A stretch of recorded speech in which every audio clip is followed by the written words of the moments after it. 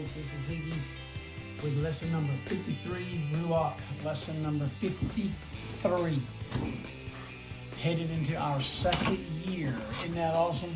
Okay, so we're in Job 6 and 26, and this is Job responding. Chapter 6 started with Job responding to Eliphaz's comments about what was going on. And I'm going to start in verse 24 and read about 6 or 7 verses. So listen to how Job is responding here to Eliphaz's comments, okay? Teach me and I will hold my tongue. Cause me to understand wherein I have erred. How forceful are right words. But what does your arguing prove? Do you intend to rebuke my words and the speeches of a desperate one, which are as wind? Yes, you overwhelm the fatherless and you undermine your friend. Now therefore be pleased to look at me, for I would never lie to your face. Yield now, let there be no injustice. Yes, concede. My righteousness still stands. Is there any injustice on my tongue? Can not my taste discern the unsavory? So it seems to me like Job is responding to something that Eliphaz has said that's almost accusatory. Accusatory, is that a word? It seems to be like Eliphaz is accusing him of whatever. I don't know. Yeah, I mean, it's kind of really difficult to interpret some of this stuff. But at least Job is kind of defensive here. But one of the things the reason that we're in this particular passage is that in verse 26 it says, do you intend to rebuke my words and the speeches of a desperate one, which are as wind? And it's almost like he's saying, are you treating what I'm saying like it's just empty words, like what I'm saying doesn't matter, like it's just the wind, like it doesn't matter that I've spoken my heart or I'm trying to express something? It's always like he's like, defending the fact, or at least presenting the argument that, come on, Eliphaz, listen to me. And that word wind there is the Hebrew word ruach, and like obviously is translated as wind. Well, and that's why we're in the passage. So we're not going to spend a lot of time on ruach there, or the wind, other than to say that the Spirit is like the wind. It comes and goes as it wants. We've talked about that a pretty good bit over the last year from time to time. And that's how the Spirit is. We can't see it, but we can see the effect of it. But what word did catch my attention is down in verse 29. It said, yes, concede, my righteousness still stands.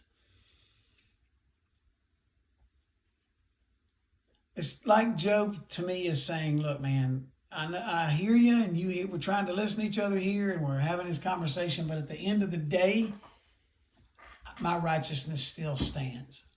I know what I am. And that word righteousness right there is tzaddik.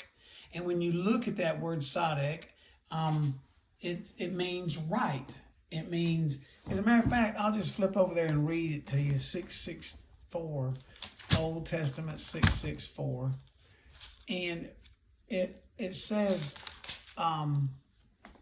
tzaddik, the right, natural, moral, or legal, equity or prosperity.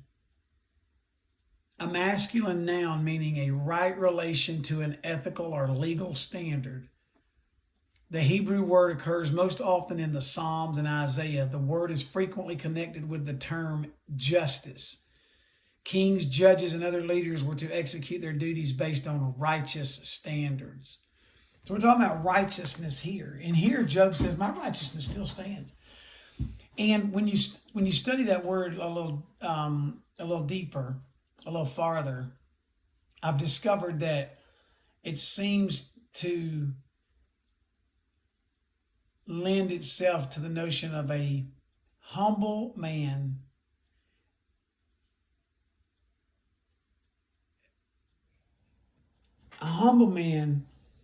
man, this is good because of something that just happened in my life right before I started this video.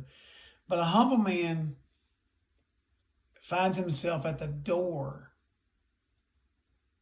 of two worlds, Sadek. The humble man finds himself at the door of two worlds. He finds himself, see, a haughty man can only see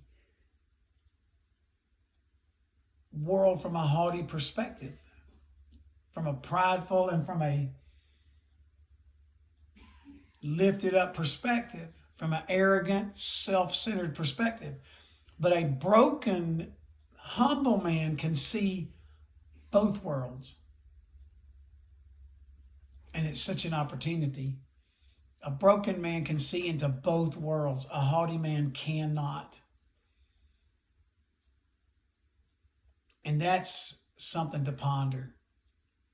And here, Job is saying, look, I've been broken. I've been at the top and I'm broken and I can see into both worlds. My righteousness still stands.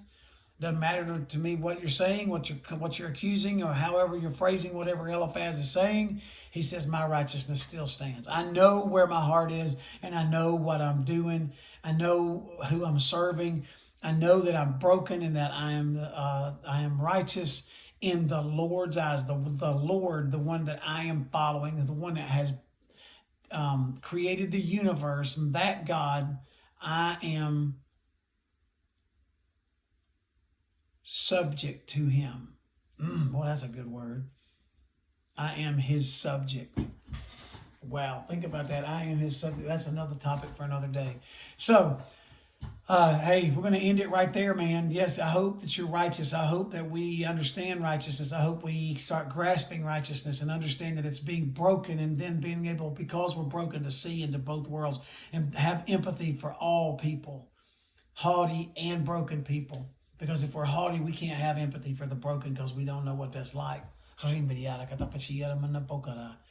very word broken means that something has not been broken before and now it is.